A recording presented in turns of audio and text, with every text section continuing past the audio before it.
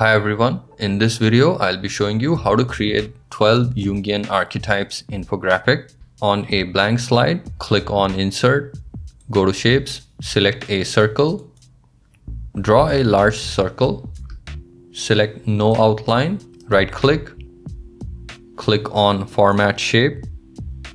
On the right hand side, click on Size and Properties. Give this a height of 5 inches and width of 5 inches.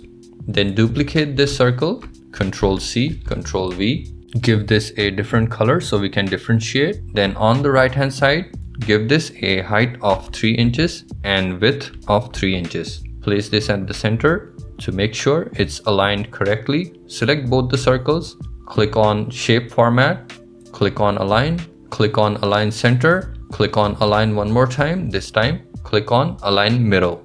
Next, go to Insert, click on Shapes, select a rectangle, draw a thin rectangle, give this no outline. On the right hand side, click on Size and Properties. Give this a height of 6 inches and a width of 0.03.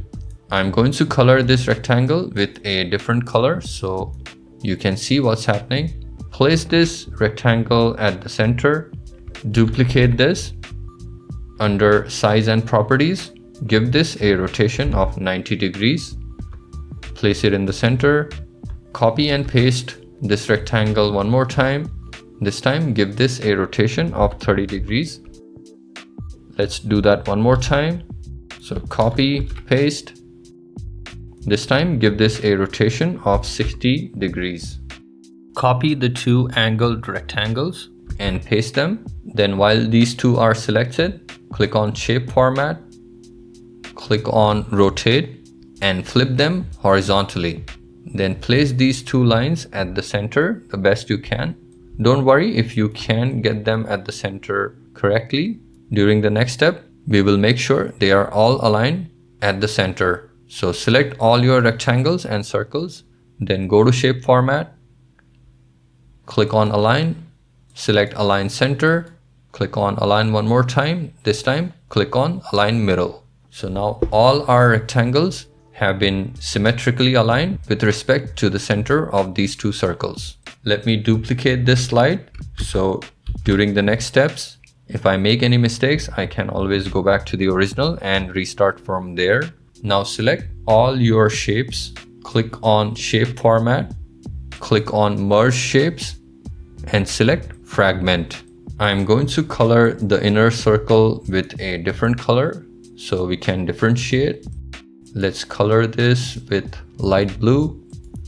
Let me color the outer circle with the same dark blue. Let's remove these orange lines that have gone through this dark blue circle. So select them, press Ctrl so you can select multiple of them. Then press Delete. I left one more here, so let me delete that as well. For the inner circle, only remove these vertical lines and horizontal lines and keep the slanted lines. Now when I say lines, these are actually rectangles. Next, select these three pies within this 1/4 section of the circle and these two orange lines. Then go to Shape Format, click on Merge Shapes and select Union. Repeat that for rest of these three sections. If you have trouble selecting these tiny shapes, just zoom in as much as you can, and that should help in selecting these smaller shapes. Next, go to Shape Format, click on Merge Shapes and click on Union. Okay, for the next step, let me enable the colors I want to choose for this infographic. So I have a color scheme here. I want these outer lines to be in dark gray here, this inner circle to be in this light gray, and all these outer circle segments to be colored in these colors. So I'm going to speed this up.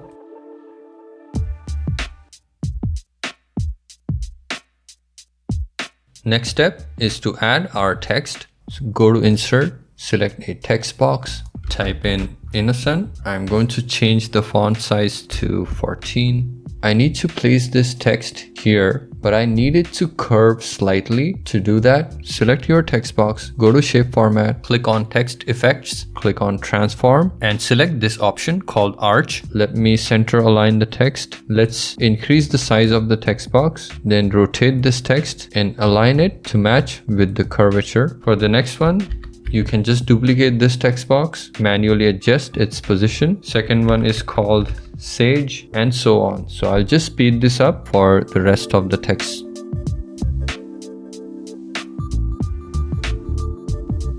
It's time to add the text inside this circle. So these are just the descriptors for these categories. We also need to add some text inside. For the final step, let's add the icons. So I've got all these icons from PowerPoint's icon bank, and that's it. So once you know how to create this, it's easy to make variations of this. Here is another variation. So yeah, I hope you found this quick tutorial useful. If you did, please leave a like and subscribe for future videos, and I will catch you next time.